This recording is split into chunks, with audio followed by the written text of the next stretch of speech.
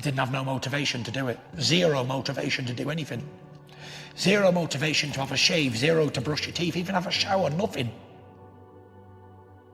I can't tell you in words how I felt, how down I was. When you lose control of your own mind, you're in a bad place. I just wanted to show the world that if mental health could bring somebody as big as me and as strong as me and, you know, the stereotype heavyweight champion of the world to my knees, then it could bring anybody to the knees. And I thought to myself, if I can show the world that you can come back from it and to get back in shape and get back to the top, then anybody can do it. I knew something was wrong with me my whole life. Growing up as a child, I'd feel a loneliness even when I was with other people. I wasn't a confident character what you see today. I was a very shy, reserved, skinny little whippet kid. I was always told that I couldn't do stuff and I'd never do anything, I'd never achieve anything. So that made me worse, basically. I've experienced the highest highs and the lowest lows in life. Something I'd worked for my whole life, and when I finally achieved it, it was like, oh well, that was a load of rubbish. I wasn't expecting now to feel like this. Like I said to you before, I just felt like an emptiness, a deep gaping hole of nothing. Darkness and grey clouds. Every day was grey. And I felt like I had nothing to look forward to. I was worthless. It was just a horrible, horrible feeling that people need to understand that many, many people are in the same boat. They don't have to be very successful sports athletes to feel like this. Anybody from day to day has the same feelings. What does it all mean? What does being a world champion really mean? But what I was trying to say was, what does it all really mean when I'm not well on the inside? I was in a position of power. I had glory, fame, achievements, money, a family, all earthly assets that one could want. But it meant nothing, so they couldn't understand why would this man feel like this. The repetitive thinking, the same stuff day in, day out, and it won't go away. And the more I'm trying to think, right, I want to be positive, negative, negative, negative, negative.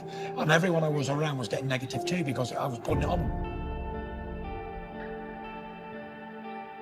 This went on for 18 months. Wow. On me battling my own self every day, drinking, abusing my body, eating rubbish, taking drugs.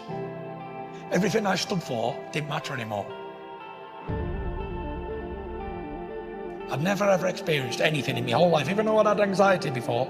This was the king daddy of all anxiety attacks. I was so sure I was gonna die, but nothing mattered, I didn't care. All I wanted was atonement for my sins. I can't tell you in words how I felt, how down I was. When you lose control of your own mind, you're in a bad place. And it's a silent killer. It's almost like carbon monoxide poison. You can't smell it, you can't taste it, you can't feel it, but you're down. The way I explain mental health is you bottle up and bottle up and bottle up and then it just explodes. You can't bottle anymore. And that's when you're having your bad times.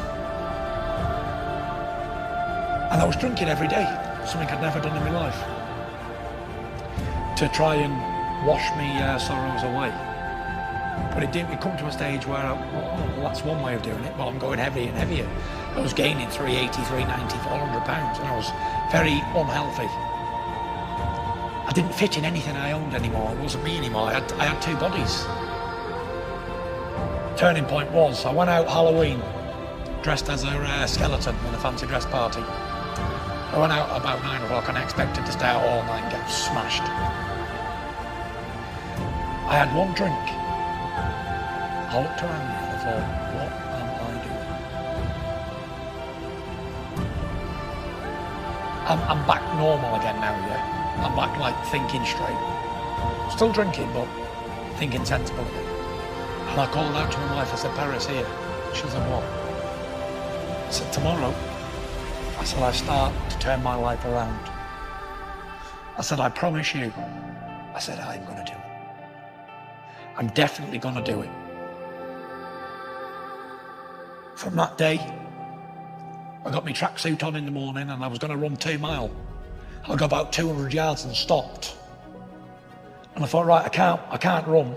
I've run all my life. I've always been a very good runner. And I got 200 yards and I was totally gone. I could feel my belly moving on them. It wasn't like a fat like jelly, it was like solid brick. It was a horrible feeling. I thought, okay, I'm gonna walk the rest, and I walked. And every day I'd go out on the canal and I'd do a little run in my sweatsuit. And every day I'd get a little bit further until I was doing 4 or 5 miles again. And then I come back and I worked my way back, and we worked repetitively, day in, day out, day in, day out. And at that time I was still sleeping with the light on. I couldn't sleep in the dark. You need to stimulate the mind. And I think training is a perfect way to do it. Working out, exercising. Whether you can do a lot or a little, you must do something. I give myself short-term goals and long-term goals. And I plan things more now. Where if I'm just not got anything on the horizon, I tend to wander and my mind goes AWOL. But when I've got something on planned and I've got things going and I want to do this, this and this, even if it doesn't have to be big things, it can be small, tiny goals that mean something to you as a person, as an individual. I'm very, very sure that working out and having a routine in your life is the answer for mental health problems. I want you to know that every day for 2 years was very grey and dark for me.